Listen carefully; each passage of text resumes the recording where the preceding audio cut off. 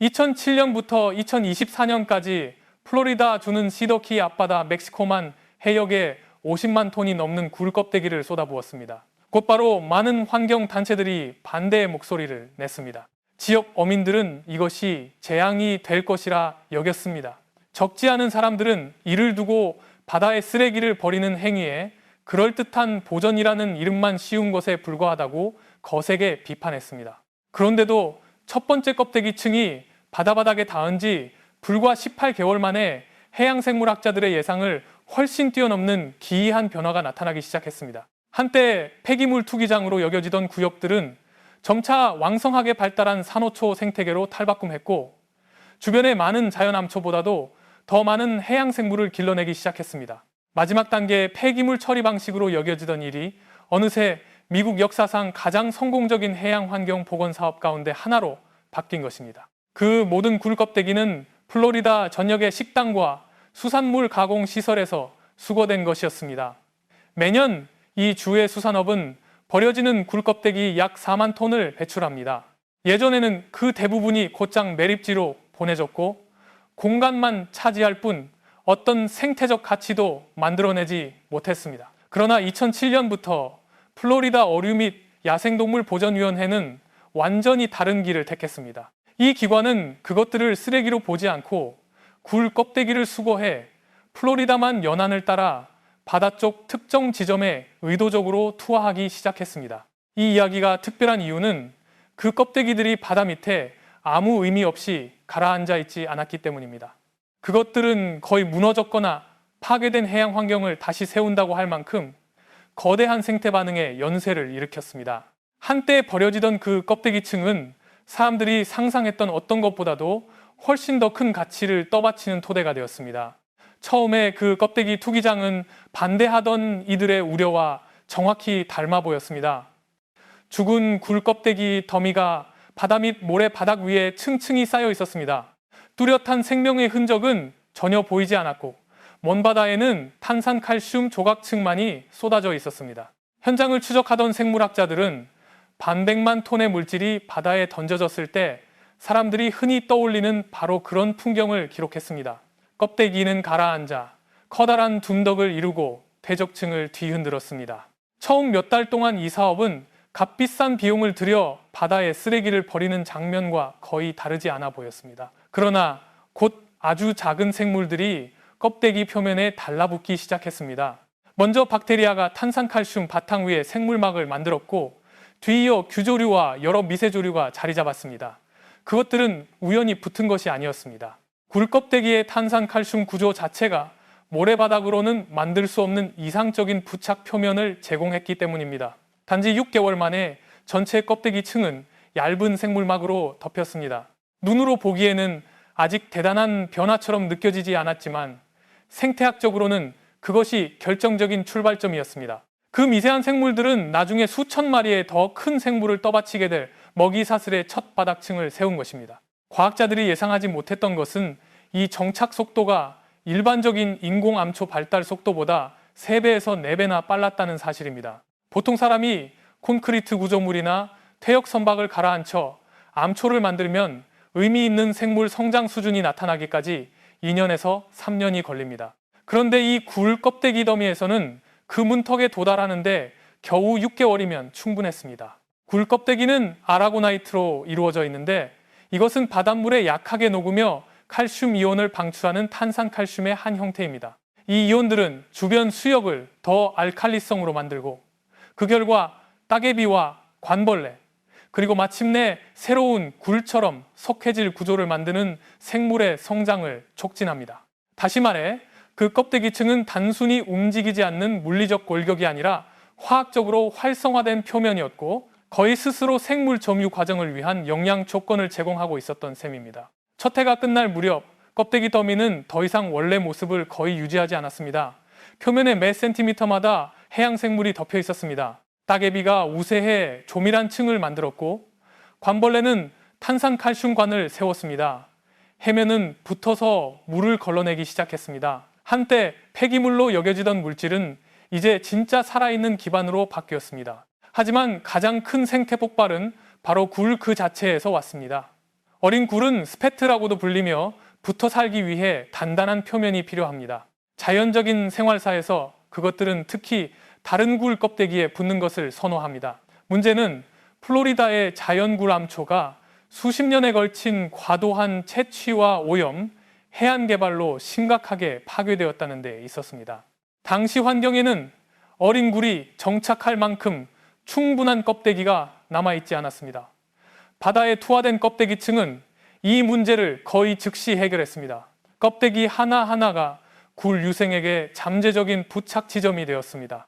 그리고 이 껍데기들이 수마일의 해저에 흩어진 것이 아니라 특정 구역에 집중되어 있었기 때문에 수층을 떠다니던 유생들은 적합한 서식처를 찾는 데 매우 높은 성공률을 보였습니다. 생물학자들은 첫 해부터 어린 굴이 껍데기에 달라붙는 현상을 기록했습니다.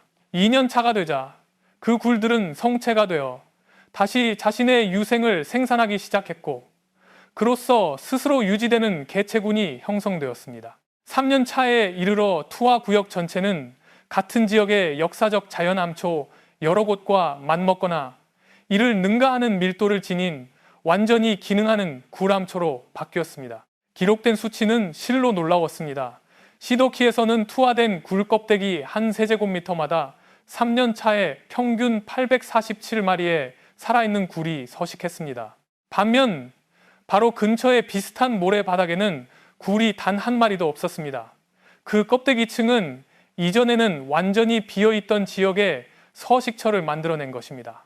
그러나 굴암초의 의미는 굴에게만 국한되지 않습니다. 그것은 수십 종의 물고기에게도 핵심적인 서식 환경입니다. 암초의 입체 구조는 작은 물고기들이 숨을 수 있는 수많은 틈을 만듭니다. 굴은 막대한 양의 물을 걸러내어 환경의 질을 개선합니다.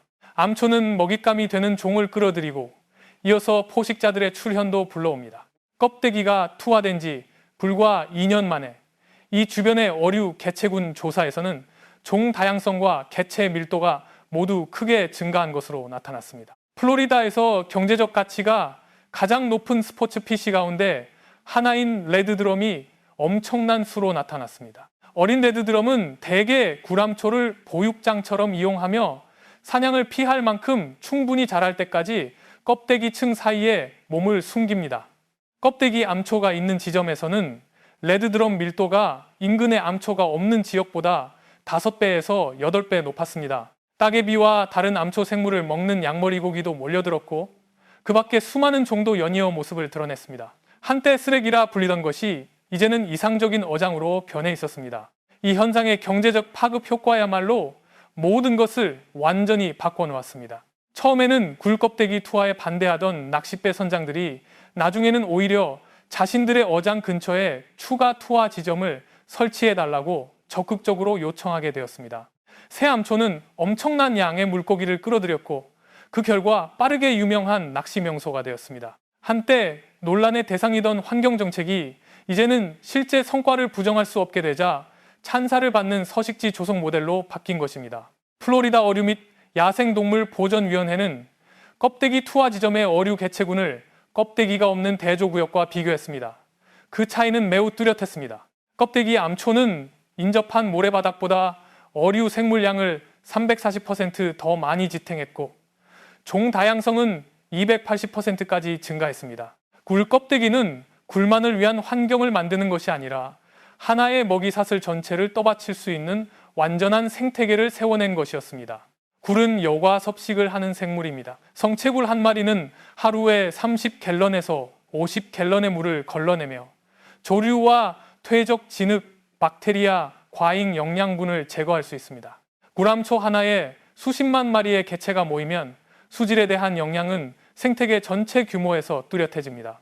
굴이 완전히 점령한 뒤 이 암초들은 하루에 약 25억 갤런의 물을 여과했습니다. 말 그대로 수십억 단위의 규모입니다. 굴의 아가미를 통과하는 모든 물은 농업 유출수와 처리된 폐수, 그리고 다른 오염원에서 온 과잉 질소와 인이 줄어든 채로 정화되었습니다. 암초 주변 수질 모니터링 프로그램은 투명도가 분명하게 개선되었고 용존 산소 농도는 높아졌으며 과잉 영양염 농도는 감소했다고 보여주었습니다. 다시 말해 그 굴들은 사람이 기계로 같은 규모의 시스템을 재현하려 한다면 수천만 달러가 들 무료 수처리 시스템을 가동하고 있었던 것입니다. 그로 인한 이익은 더 넓게 퍼져나갔습니다. 물이 더 맑아졌다는 것은 빛이 더 깊이 스며든다는 뜻입니다. 빛이 많아지면 더 깊은 수역에서도 해초가 자랄 수 있습니다. 그리고 해초는 어린 물고기와 매너티, 바다거북에게 중요한 서식 환경입니다. 따라서 이 껍데기 암초는 단지 국지적인 서식처를 만드는 데 그치지 않고 바로 그 여과 메커니즘을 통해 더 넓은 범위의 해양 생물에게 살아갈 조건을 개선해 주었습니다. 플로리다 대학교 해양과학자들의 연구는 껍데기 암초 인근에서 해초 군락이 확장되는 현상을 기록했습니다.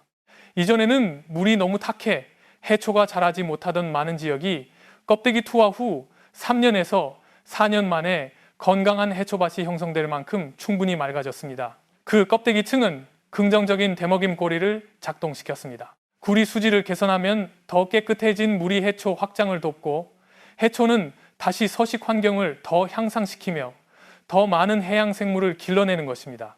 2017년 4등급 허리케인인 초대형 폭풍 어마가 시더키 인근의 백악 암초지대에 상륙했다.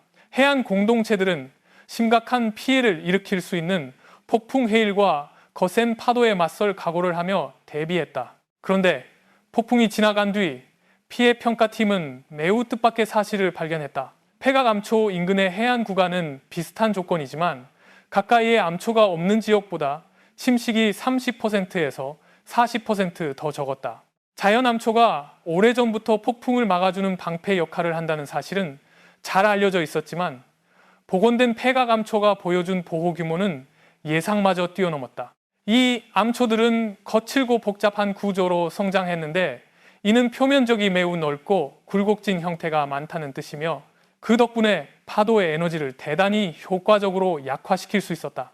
경제 분석에 따르면 시더키 인근 백악 암초가 막아낸 침식 효과만으로도 허리케인 어마 동안 약 280만 달러의 재산 피해를 절감한 것으로 나타났다. 이는 무려 15년 동안 총 500만 달러 정도가 투입된 복원 사업의 성과였다. 이 사업의 투자 수익률은 생태학적 의미뿐 아니라 재정적인 측면에서도 매우 분명했다. 플로리다의 해안 공동체들은 곧바로 그 잠재력을 알아보았다. 처음에는 실험적인 서식지 복원 프로그램으로 시작했던 일이 점차 해안 회복력을 높이는 전략으로 발전했다. 백악 수거 및 투하 프로그램은 더욱 확대되었고 새로운 후보지도 계속 선정되었다. 처음 몇몇 시험구역에서 시작된 사업은 마침내 주 전체 규모의 계획으로 성장했다. 해양생물학자들은 백악 암초를 지속적으로 관찰하는 과정에서 수십 년 동안 그 지역에서 자취를 감췄던 여러 종이 돌아오고 있다는 사실도 확인했다. 숨을 수 있는 단단한 바닥을 필요로 하는 돌개는 암초 위에 빽빽하게 나타났다. 바위 틈을 굴처럼 이용하는 문어 역시 오래전에 사라졌던 곳들에서 다시 모습을 드러냈다. 굴과 따개비를 잡아먹는 불가사리는 한때 먹이를 잃었던 지역으로 되돌아왔다. 그러나 가장 놀라운 발견은 바로 바다거북이었다. 연구진이 수중 카메라로 관찰한 결과 거북들은 암초 속에 사는 깨와 연체동물 그리고 다른 먹잇감을 사냥하며 먹이를 찾고 있었다. 새롭게 형성된 이 암초는 멸종 위기에 놓인 동물 집단에게 귀중한 먹이터가 된 것이다. 2022년 잠수 조사에서는 대형 백악 암초 하나만 해도 40종이 넘는 어류가 이용하고 있다는 사실이 기록되었다. 여기에 수많은 무척추 동물, 여러 종의 거북, 심지어 암초에 이끌려온 물고기 떼를 사냥하기 위해 가끔 나타나는 돌고래까지 더해졌다. 이 백악 암초들의 생물 다양성 수준은 해당 지역의 자연 석회암 암초와 맞먹었고 인근의 어떤 연성 저질 지역보다도 훨씬 뛰어났다. 이 시점에서 생태적 전환은 완전히 이루어졌다. 식당에서 나온 폐기물을 바다에 버리는 일로 시작된 것이 결국 복잡하고 생물 다양성이 풍부하며 기능적으로도 자연 암초와 거의 구별되지 않는 암초 생태계로 바뀐 것이다.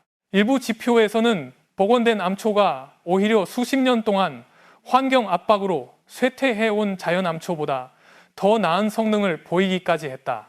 지금까지 인공암초 조성 프로그램의 성과는 대체로 매우 들쭉날쭉했다. 침몰선은 물고기를 끌어들일 수는 있어도 스스로 유지되는 생태계를 만들어내지는 못한다. 리프볼 형태의 콘크리트 구조물은 물리적 구조를 제공하지만 자연 암초와 같은 수준의 생물 다양성을 떠받치지는 못한다. 많은 인공 암초는 기존 개체군을 한 곳에 모아놓을 뿐 전체 시스템 안에 총 어류수를 늘리지는 못하는 이른바 어군 집중 장치 역할에 머문다. 그러나 물 폐각 암초는 전혀 다른 방식으로 작동한다. 단순히 물리적 구조물을 세우는 것이 아니라 자연의 생태 과정을 복원하기 때문이다.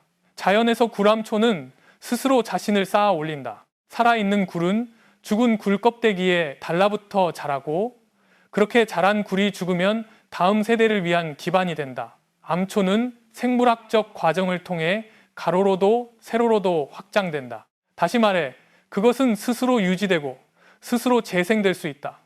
바다에 뿌려진 폐각층은 사실상 이 자연 과정을 다시 시작하게 하는 출발점일 뿐이다. 그것은 야생굴 개체군이 회복되기 위해 반드시 필요한 초기 기반을 제공한다. 첫 세대의 구리 껍데기에 부착하고 번식을 시작하는 순간 그 암초는 더 이상 인간의 추가 개입이 필요 없는 자율적 생물 시스템이 된다. 바로 그래서 해양 생물학자들은 이 현상을 인공암초 조성이 아니라 복원이라고 부른다.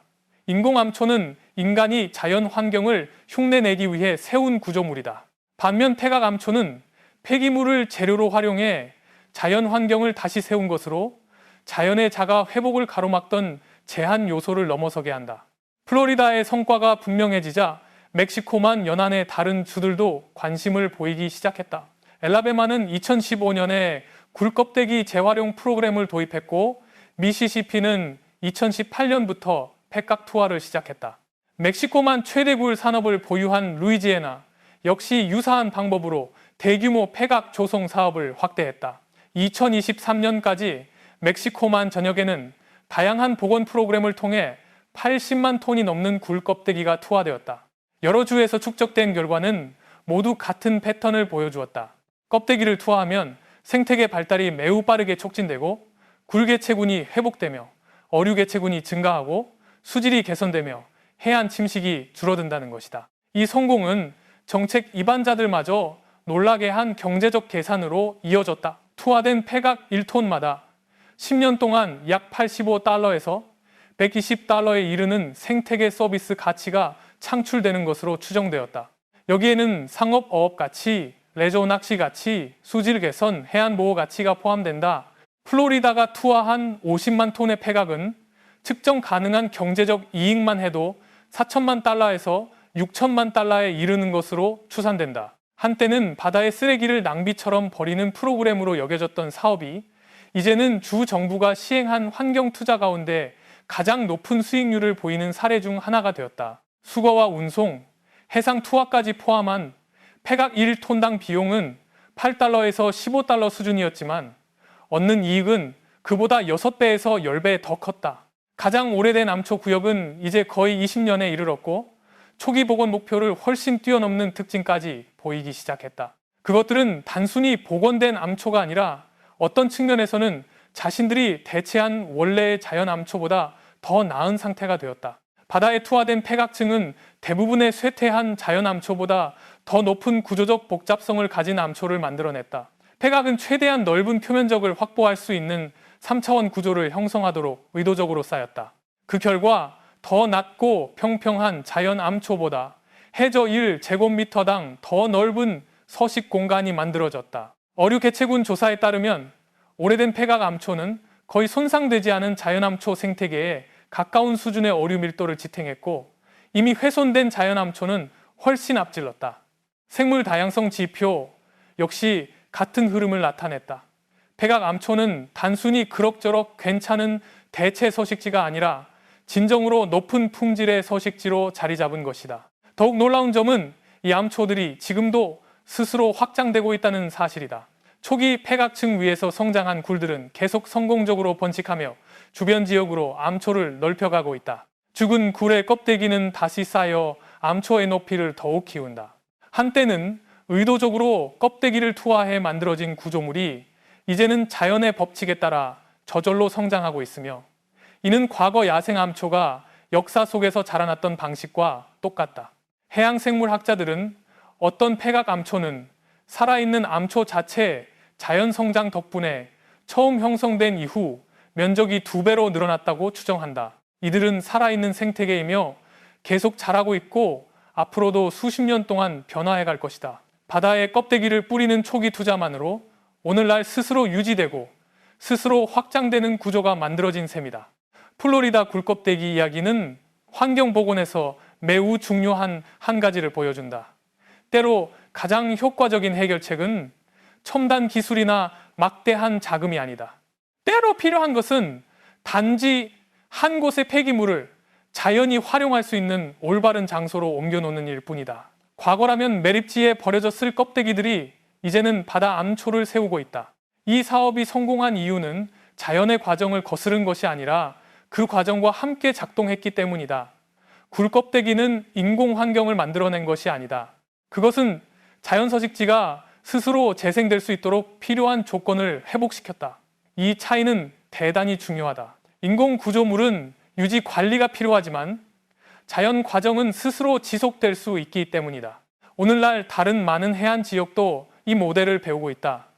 굴껍데기 재활용 프로그램은 이미 15개 주에 도입되었다. 비슷한 접근법이 다른 폐각류, 산호조각, 심지어 부서진 석회암에도 시험되고 있다. 핵심 원리는 변하지 않는다. 자연의 생태계 엔지니어들이 필요로 하는 기반만 제공하면 나머지는 자연이 스스로 완성한다는 것이다. 따라서 해상에 50만 톤의 굴껍데기를 투하해 형성된 것은 단순한 암초 군락이 아니다. 그것은 오늘날 인간이 쓰레기라고 여기는 재료만으로도 대규모 생태계 복원이 충분히 가능하다는 분명한 증거다. 정말 믿기 어려운 점은 암초가 생겨났다는 사실 자체가 아니라 그 해결책이 이렇게나 단순했고 이렇게나 효과적이었으며 오랜 세월 동안 이미 매립지 속에 준비되어 있었다는 데 있다.